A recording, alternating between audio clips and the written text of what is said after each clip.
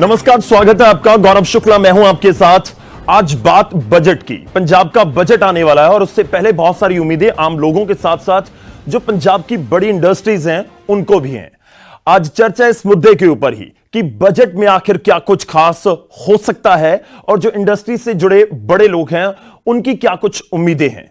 और कुछ खास मेहमान हमारे साथ आज स्टूडियो में जुड़ रहे हैं, उनसे बातचीत करेंगे कि हरपाल चीमा जब बोले बजट के बारे में विधानसभा के अंदर तो उनकी क्या कुछ उम्मीदें मान सरकार से रहेंगी।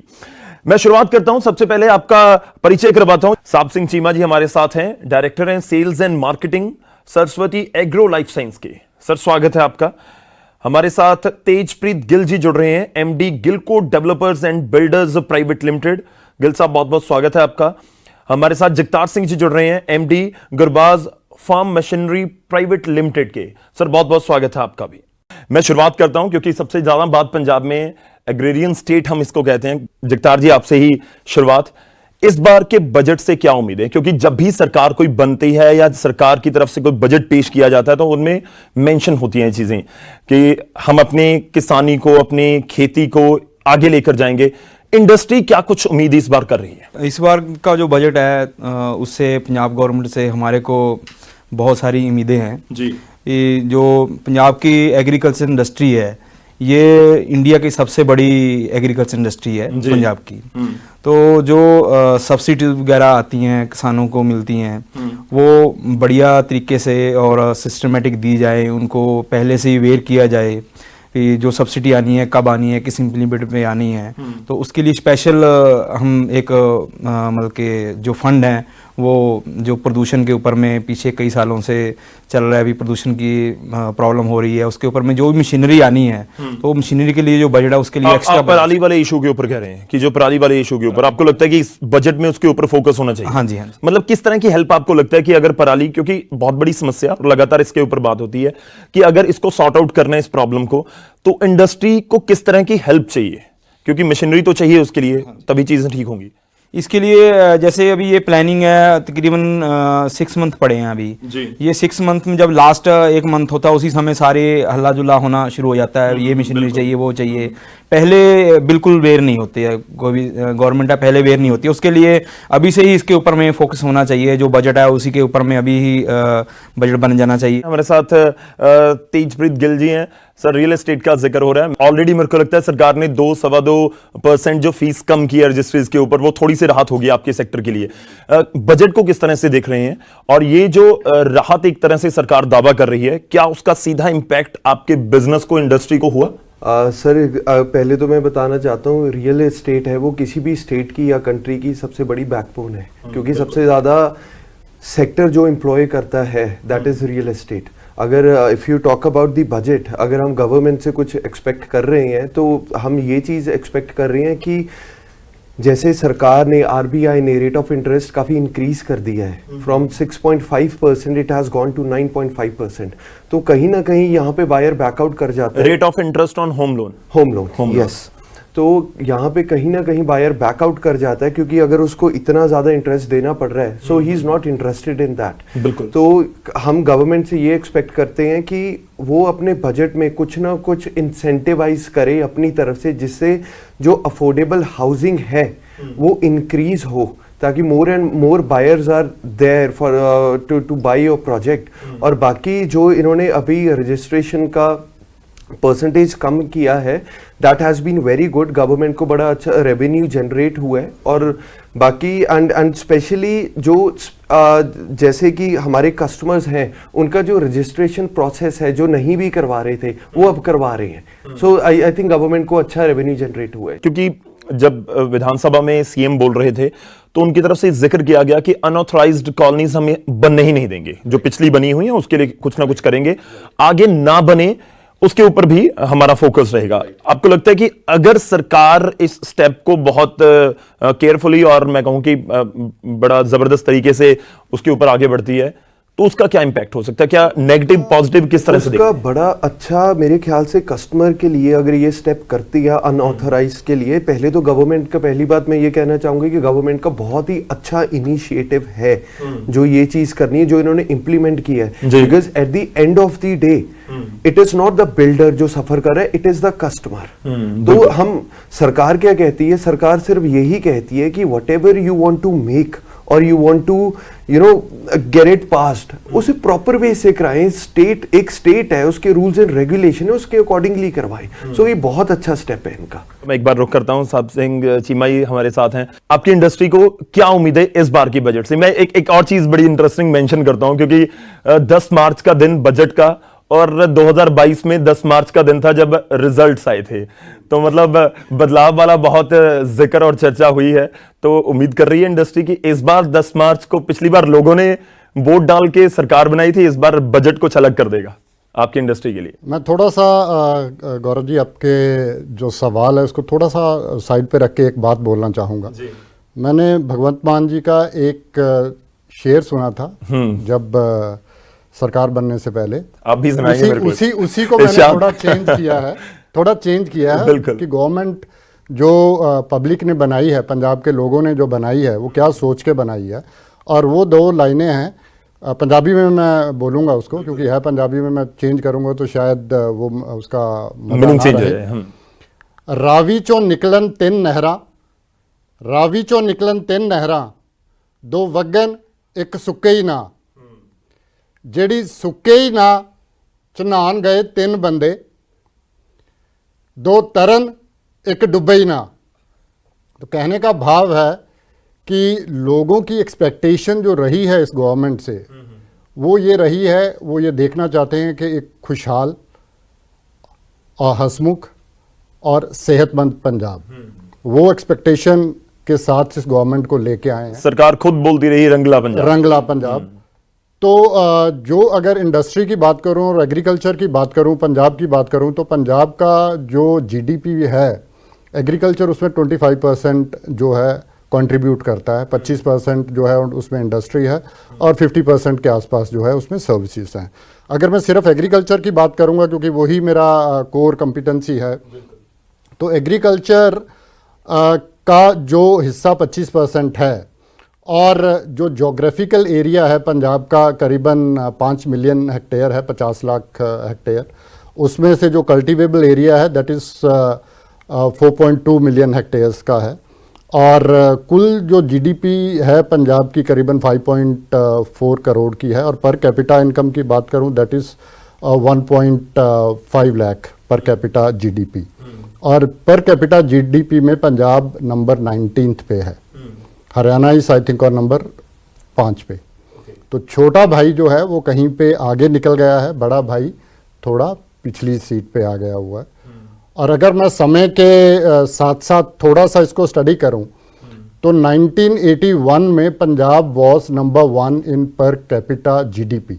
1981 में पंजाब की पर कैपिटा जीडीपी थी, वो देश में सबसे ज़्यादा थी। और 2001 में वो घटते घटते 2001 में वो 4थे नंबर पे हम लोग आ गए थे। तो घर में जब भी हम अगर कोई बच्चा होता है उसको स्कूल भेजते हैं और वो स्कूल में थोड़ी सी नालायकी करता है या उसका रिजल्ट ठीक नहीं आता, तो घर वाले बैठ के या स्कूल में जाते हैं, आपस में बैठ के बच्चे से बात करते हैं कि आप क्यों पिछड़ रहे हो, पीछे क्यों जा रहे हो, आपको क्या दिक्कत आ रही है, उसको कैसे सुधारा जाए। तो शायद इट्स नॉट पॉलिटिकल, बट शायद जो समय की सरकारें रही हैं उन्होंने इस चीज़ पे ध्यान नहीं दिया कि why our per capita income, per capita GDP is dropping day by day. तो एग्रीकल्चर पे जब बात करते हैं, तो एग्रीकल्चर में मेजर अगर प्रॉब्लम आ रही है वो है प्रॉब्लम ऑफ प्लेंटी की, कि अगर हम गेहूं की उत्पादन कर रहे हैं तो वो इतना उत्पादन है कि उसको संभालने की जगह नहीं है। अगर हम पैडी पे जा रहे हैं तो उसको वो प्रोडक्शन इतनी हो गई है कि उसको संभालने के लिए या मार्केटिंग की प्रॉब्लम आ रही है। और अकेली मार्केटिंग की प्रॉब्लम नहीं आ रही, इस जो क्रॉप साइकिल है उससे जो इन्वायरमेंटल इम्पैक्ट्स हैं, जैसे वाटर टेबल डिप्लीशन हो गया, और इन्वायरमेंट पे जैसे बात करी स्टबल बर्निंग की, वो एक बड़ा चैलेंज आ रहा है। तो बजट से जो मैं एक्सपेक्टेशन रखता हूँ गवर्नमेंट से, तो पहले तो है कि how we solve the problem of plenty, और जो इन्वायरमेंटल हमारे सामने चैलेंजेस आ रहे हैं हम उसको कैसे एड्रेस करें जी। तो एक तो मेरी एक्सपेक्टेशन है कि जो पंजाब गवर्नमेंट है वो food processing, that is an industry जिसको कि लेके आना ही पड़ेगा आपको अगर आपने फूड प्रोड्यूस अगर 25% आपकी जीडीपी एग्रीकल्चर पे है, तो उस एग्रीकल्चर प्रोड्यूस की मार्केटिंग आपने कैसे करनी है, वो उसके बारे में सोचना ही पड़ेगा। मैं जगतार जी आपसे भी कमेंट चाहूंगा। देखिए, सबसे हर जगह पर, हर प्लेटफॉर्म पर यह बात होती है कि जो हमारे एग्रीकल्चर है, जो एग्रीकल्चर के साथ जुड़े हुए हैं, ये प्रॉफिटेबल नहीं है। मैं स्पेसिफिकली फार्मर्स का जिक्र कर रहा हूं। तो प्रॉफिटेबल बनाना एक तो हो गया कि आप फसल का रेट दीजिए, और दूसरा टेक्नोलॉजी किस तरह से उसमें इस्तेमाल की जाए, उसमें आपका एक बड़ा रोल रहता है, आपका चीमा साहब का। तो प्रॉफिटेबल बनाने के लिए आपको क्या लग रहा है कि सरकार आपको किस तरह से मदद करे, या इंडस्ट्री को किस तरह से मदद करे कि वो किसानों तक पहुंचे और चीजें थोड़ी सी आसान हो किसानों के लिए भी? एक्चुअल देखिए 1 साल हो गया अभी गवर्नमेंट बनी हुई को, अभी तक किसी भी मतलब के डिपार्टमेंट ने, एग्रीकल्चर डिपार्टमेंट ने, हमारे साथ में कोई मंत्री साहब ने कोई इस तरह का हमारे से मीटिंग वगैरह या कुछ सुझाव लेने की बात नहीं की। हम कैसे इंडस्ट्री को ऊपर लेकर जाएंगे, कि क्या इंडस्ट्री के लिए हमारी क्या क्या आगे प्लानिंग है। तो हम तो अभी मतलब के एक्सेप्ट कर रहे हैं गवर्नमेंट से भी हमारे को क्या वो आगे सुझाव देने वाले हैं। हमारे साथ में इंडस्ट्री के साथ में आकर कोई बैठे, हम भी उसमें सुझाव दें, 1-to-1 मीटिंग हो, तो उसमें हम अपना कुछ रखें, गवर्नमेंट रखे भी हमारी ये एक्सेप्टेशन है। तो उसमें ये है भी जैसे अदर कोई फसलें हैं उसके लिए क्या गवर्नमेंट की सेल परचेज की क्या रहेगी, हम उसी हिसाब से अपनी मशीनरी बनाएंगे।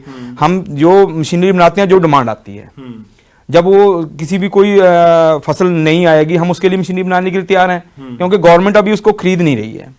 जैसे मतलब ये वैलिड पॉइंट है कि आप डाइवर्सिफिकेशन का जिक्र कर रहे हो, लेकिन आपने उस इंडस्ट्री से बात नहीं की कि जो बना के देंगे।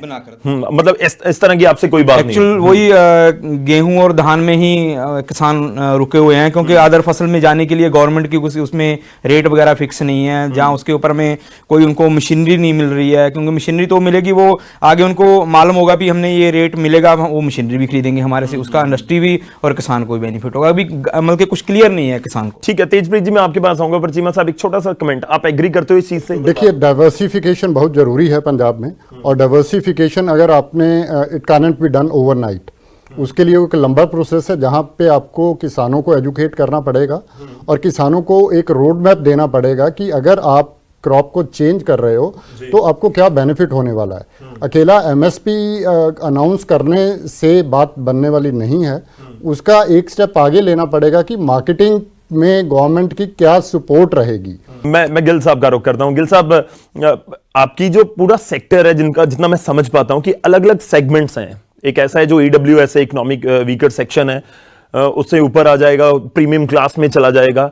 आपकी इंडस्ट्री का फोकस किसके ऊपर रहता है? वैसे तो बेसिकली पहले बिल्डर्स का क्या रहता था कि पहले अफोर्डेबल हाउसिंग पे बहुत ज़्यादा फोकस रहता था, because according to the population जो है हमारे पास, वो अफोर्डेबल हाउसिंग। बट आजकल की डेट में धीरे धीरे कस्टमर आपका चेंज हो रहा है, people are going into high and property now. कई कस्टमर हैं वो ले भी अपने इकोनॉमिक स्टेटस की वजह से भी लेते हैं कई चीजें। बिल्कुल, like there are certain projects जहां पे यू एक्चुअली फील प्राउड कि हाँ मेरे पास है। गवर्नमेंट से बस मैं यही कहना चाहूंगा कि द गवर्नमेंट शुड जितने भी पुराने अगर अफोर्डेबल हाउसिंग के प्रोजेक्ट्स जो अटके भी हुए हैं, उनके लिए थोड़ा स्ट्रेस फंड को एनहांस किया जाए, ताकि फॉर बेटर डेवलपमेंट जो अटके प्रोजेक्ट्स हैं वो भी निकल जाए वहां से। तो बाकी अगर अफोर्डेबल हाउसिंग की बात करें, ऐसा नहीं कि अफोर्डेबल हाउसिंग की मार्केट नहीं है, बहुत स्कोप है इसकी मार्केट में। It's just the trend of the market that people have shifted towards more of luxury. मैं थोड़ा सा और क्लियर बोलूंगी, जब गवर्नमेंट बात करती है या जब गवर्नमेंट कोई पॉलिसी का जिक्र करती है, तो उनका फोकस उस पॉलिसी के जरिए होता है कि उस पूरे क्लास तक पहुंचा जाए जो अभी थोड़ा आप कह सकते हो कि पॉवर्टी लाइन पे है या उससे नीचे हैं।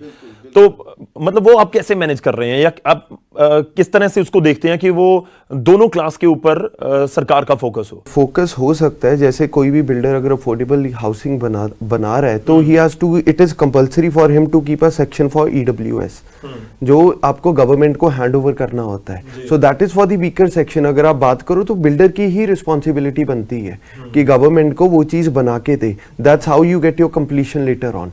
बाकी अगर आप दूसरे प्रोजेक्ट की बात करें, हाई एंड प्रोजेक्ट की बात करें, आई वुड जस्ट कि कस्टमर तो चलो there are lot of customers in the market, but जो बिल्डर्स को, क्योंकि हाई एंड बिल्डिंग्स में अगर जाते हैं तो उसमें टेक्निकलिटीज भी बहुत होती हैं, बहुत ज़्यादा। If you are going for high rise तो आपकी पाइल फाउंडेशन आ जाएगी, so there are lot of technicalities. बस गवर्नमेंट से यही है कि इसका जो प्रोसीजर है अबाउट दी परमिशंस अथॉरिटी से लेना, वो सिंगल विंडो कर दिया जाए। अभी मेरे को एक परमिशन के लिए अलग डिपार्टमेंट जाना पड़ता है, दूसरी परमिशन लेने के लिए मेरे को एविएशन एयरपोर्ट अथॉरिटी हाइट की क्लियरेंस के लिए जाना पड़ता है। तो अगर ये सिंगल विंडो में ही हो हर चीज कि रियल एस्टेट प्रोजेक्ट के लिए है, जैसे हमारी एक ऑर्गेनाइजेशन बनी हुई है गमाडा, तो इसके लिए भी अगर सिंगल विंडो में ये चीज आ जाए so it will be beneficial. पर गवर्नमेंट ऐसे बोलती रही है, मैं करंट गवर्नमेंट का जिक्र नहीं कर रहा हूं, इससे पहले भी जो सरकारें रही हैं उनकी तरफ से ये दावे होते रहे कि इन्वेस्ट करिए आप पंजाब में, हम आपको सिंगल विंडो वाली एश्योरेंस देते हैं कि सब कुछ क्लियरेंस वहीं पर होगी। क्या नहीं होता है वो?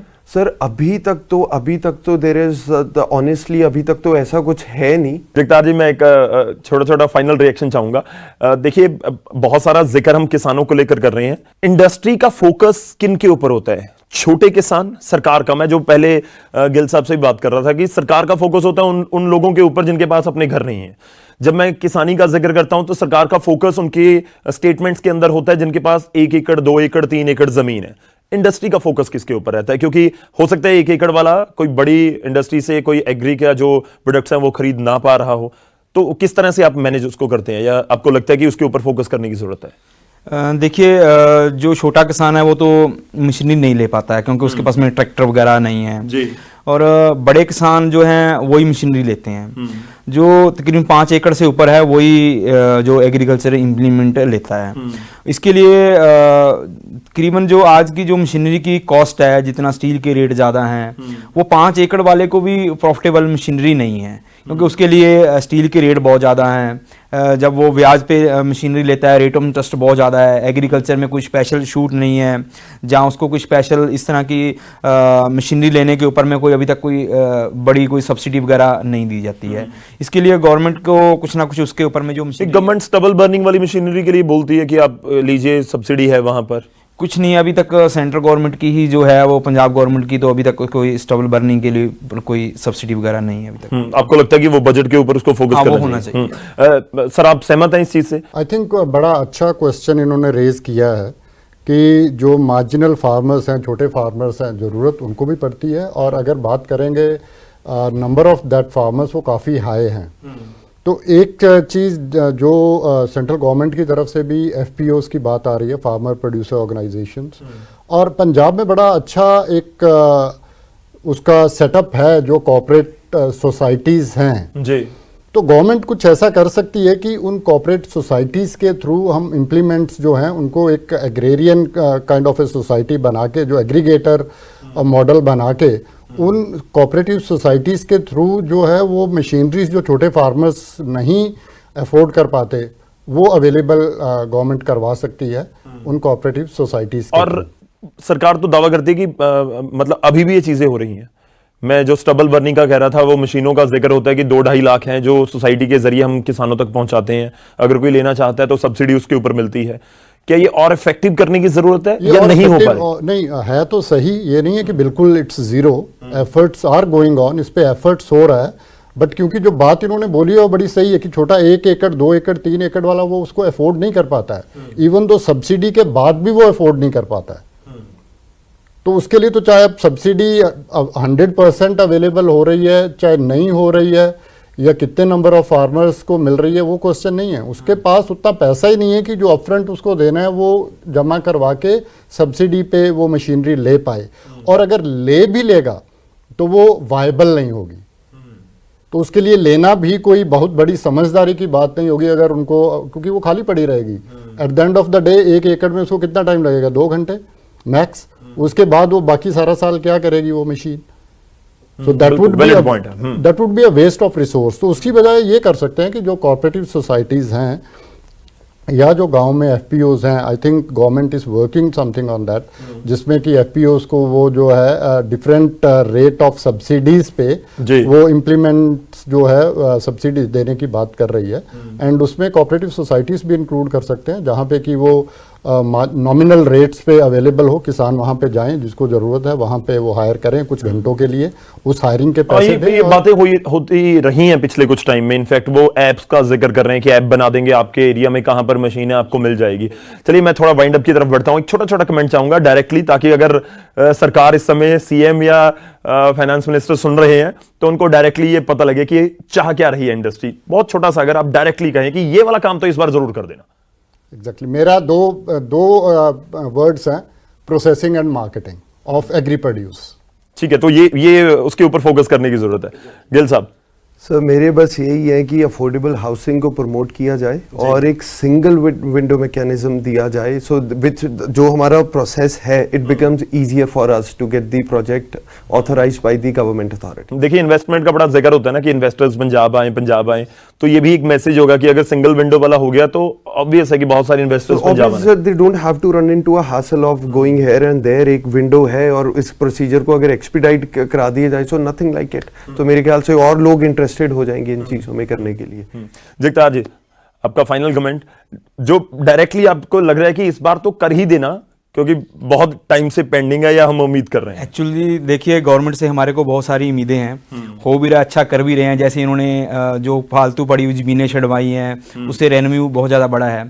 इस तरह से इनको जड़ मालूम है, जड़ देखें कहाँ इंडस्ट्री बढ़ सकती है, उस जड़ को थोड़ा सा देखकर मतलब कि पानी लगाया जाए तो वो बढ़े। आपसे बात करके मुझे ये भी लग रहा है कि ये गैप भी खत्म होना चाहिए। हाँ, कि अगर आप किसानों से जाकर बात कर रहे हैं कोई पॉलिसी बनाने के लिए, या जो स्टेक होल्डर है सबसे बात होनी चाहिए। मेरे को लगता है कि ये भी एक सरकार तक जरूर मैसेज पहुंचेगा। आई थिंक बड़ा सही इनका वो है, और उसका एक जवाब दिया जा सकता है कि दवाई की नहीं, इलाज की जरूरत है। क्योंकि हम इन्वेस्टमेंट सबमिट कर रहे हैं अभी, बाहर से आए जो लगी हुई है उसी को ही पानी डाल दिया जाए तो वही बढ़ सकती है। बिल्कुल, चलिए शुक्रिया बहुत बहुत जगतार जी आपका, गिल साहब आपका, ये भी चीमा साहब आपका भी धन्यवाद हमारे साथ जुड़ने के लिए। उम्मीद है कि ये सरकार तक भी जरूर पहुंचेगा, और जब बजट खुलेगा तो उसमें बहुत कुछ चीजें ऐसी होंगी जो इंडस्ट्री तक पहुंचेंगी। फिलहाल के लिए इजाजत दीजिए, धन्यवाद।